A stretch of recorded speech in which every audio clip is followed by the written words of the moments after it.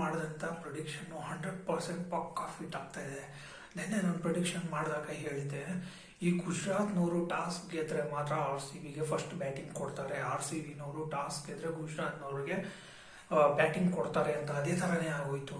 ಈ ನಿನ್ನೆ ಮ್ಯಾಚಲ್ಲಿ 250+ target RCBನವರು batting ಆಡಿದ್ರೆ ಕೊಡ್ತಾರೆ ಅಂತ. ಇವ್ರು ಕೊಟ್ಟಿರುವಂಥ ಟಾರ್ಗೆಟ್ ಬಿಟ್ ಹಾಕಿ ಅದರಲ್ಲಿ ಹೈಲೈಟ್ ಹಾಕಿದ್ದೇನಪ್ಪ ಅಂದರೆ ರಜತ್ ಪಾಟಿದಾರರು ಈ ಗುಜರಾತ್ ಬೌಲರ್ಗಳಿಗೆ ಯಾವ ಥರ ಹೊಡೆದಿದ್ದಾನೆ ಅಂದರೆ, ಈ ಗುಜರಾತ್ ಬೌಲರ್ಗಳು ಇವತ್ತಿನ ಅಂದರೆ ನಿನ್ನೆ ದಿನನ ಅವ್ರು ಮಾಡಿದಂಥ ಬೌಲಿಂಗಿಗೆ ಹೊಡೆದಂಥ ಒಂದು 4-6ಗಳನ್ನು ಯಾವಾಗಲೂ ಅವರು ಮರೆಯೋದಕ್ಕೆ ಸಾಧ್ಯನೇ ಇಲ್ಲ ರೀ. 9 6 5 4 ಹೊಡೆದಿದ್ದಾನೆ, 93 ರನ್ ಆಗಿದೆ. ನಾನು ನಿನ್ನೆ ಪ್ರಿಡಿಕ್ಟ್ ಮಾಡಿದೆ, ಈ ಜೇಸನ್ ಹೋಲ್ಡರ್ ಏನಾದ್ರು ಬಂದು ವಿರಾಟ್ ಕೊಹ್ಲಿ ಇದು ವಿಕೆಟ್ ತಗೊಂಡ್ರೆ ಆಗ ಚಾರ್ಜಿಗೆ ತಗೊಳ್ಳೋದು ರಜತ್ ಪಾಟಿದಾರೆ ಅಂತೇಳಿ. ರಜತ್ ಪಾಟಿದಾರ್ಗೆ ಕೃಣಾಲ್ ಪಾಂಡ್ಯ ಸಾಥ್ ಕೊಡ್ತಾನೆ ಅಂತ ನಾನು ಪ್ರಿಡಿಕ್ಟ್ ಮಾಡಿದ್ದೆ. ಅದೇ ತರನೇ ಆಗೋಯ್ತು. ಇನ್ನೊಂದು ಕಡೆ ಗುಜರಾತ್ ನಲ್ಲಿರುವಂತ 3 ಜನ ಟಾಪ್ ಬ್ಯಾಟ್ಸ್ಮನ್ಗಳು ಏನಾದ್ರು ಔಟ್ ಆದ್ರೆ ಪೂರ್ತಿ ಟೀಮ್ ಕೊಲ್ಯಾಪ್ಸ್ ಆಗುತ್ತೆ ಅಂತ ಹೇಳಿದ್ದೆ. ಅದನ್ನು ಕೂಡ ಪರ್ಫೆಕ್ಟ್ ಆಗಿದೆ. ಇನ್ನು RCBನಲ್ಲಿರುವಂಥ ಬೌಲರ್ಸ್ಗಳ ಬಗ್ಗೆ ಹೇಳಿದೆ. ಅದರಲ್ಲಿ ಜಾಕೋಬ್ ಡಾಫಿ ಏನಾದ್ರು ಕಂಬ್ಯಾಕ್ ಮಾಡಿದ್ರೆ ತುಂಬ ಅದ್ಭುತವಾಗಿ ಪರ್ಫಾರ್ಮ್ ಮಾಡ್ತಾನೆ ಅಂತ ಹೇಳಿದೆ. ಅದನ್ನು ಕೂಡ ಸತ್ಯ ಆಯಿತು. ಕೊನೆಗೆ RCBನವರು 92 ರನ್ನಿಂದ ಗೆದ್ದಿದ್ದಾರೆ. ಅಂದರೆ ನೀವು ನೋಡಿರ್ಬೋದು, ರೀಸೆಂಟಾಗಿ ಆಡಿದಂಥ ಹೈದರಾಬಾದ್ ಮ್ಯಾಚಲ್ಲಿ ಅವರು 250 ಹೊಡೆದಿದ್ರು. ಅದೇ ಥರನೇ ಇವತ್ತು ಮ್ಯಾಚ್ನಲ್ಲೂ RCBನವರು ತುಂಬ ನಿಧಾನವಾಗಿ ಆಡ್ತಾರೆ ಅಂತ ಅಂದ್ಕೊಂಡಿದ್ದಾರೆ ಜನರು.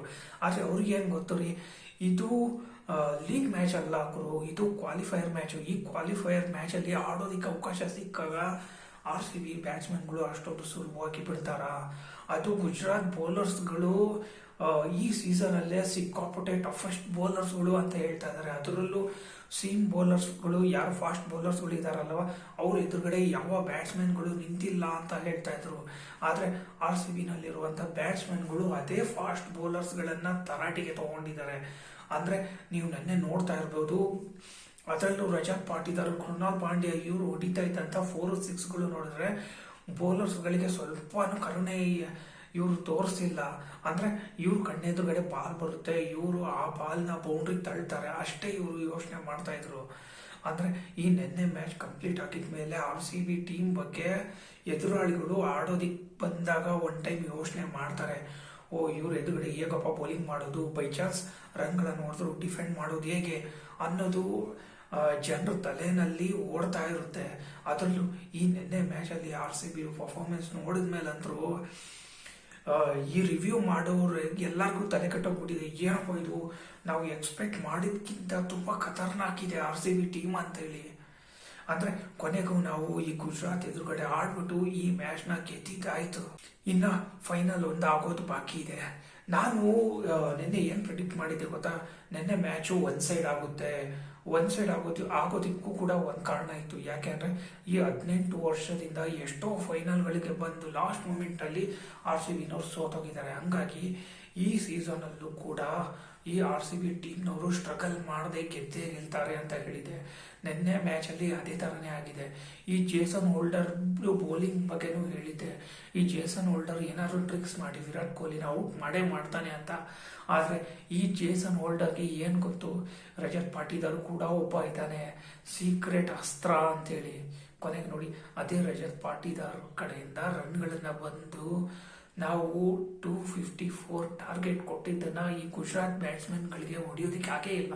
ಅಂದರೆ ಅವರಲ್ಲಿರುವಂಥ 3 ಜನ ಟಾಪ್ 3 ಬ್ಯಾಟ್ಸ್ಮನ್ಗಳು ಔಟ್ ಆದ್ರು ಅಂದರೆ ಅಲ್ಲಿಗೆ ಮುಗೀತು.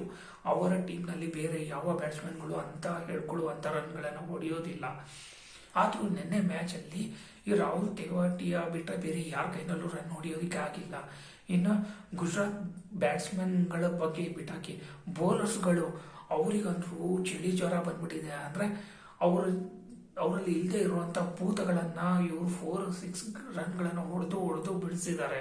ಅಂದರೆ ಭೂತಗಳನ್ನು ಇವರು ಇನ್ವೈಟ್ ಮಾಡಿ ಅವರೊಳಗಡೆ ಸೇರಿಸ್ಬಿಟ್ಟು ಮತ್ತೆ ಒದ್ಬಿಟ್ಟು ಓಡಿಸಿದ್ದಾರೆ. ಕೊನೆಗೆ ಈ RCBನವರು ನಿನ್ನೆ ಮ್ಯಾಚ್ನ ಗೆದ್ರು. ಈಗ ನಾವು ಫೈನಲ್ಗೆ ಹೋಗ್ತೀವಿ. ಫೈನಲ್ಗೆ ಹೋಗಿದ್ದಾಯ್ತು ರೀ. ಈ ಫೈನಲ್ ಮ್ಯಾಚು ಕೂಡ ಇದೇ ಥರನೇ ಒನ್ ಸೈಡ್ ಆಗುತ್ತೆ. ನೋಡೋಣ, ಈ ಸಾರಿ RCBನವರು ಫೈನಲಲ್ಲಿ ಫಸ್ಟ್ ಬ್ಯಾಟಿಂಗ್ ಬಂದರೆ ಒಳ್ಳೇದು ಅಂತ ನನಗೂ ಕೂಡ ಅನ್ನಿಸ್ತಾ ಇದೆ. ನೋಡೋಣ, ಅವತ್ತಿನ ದಿವಸ ಟಾಸ್ ಆದಾಗ ಗೊತ್ತಾಗುತ್ತೆ.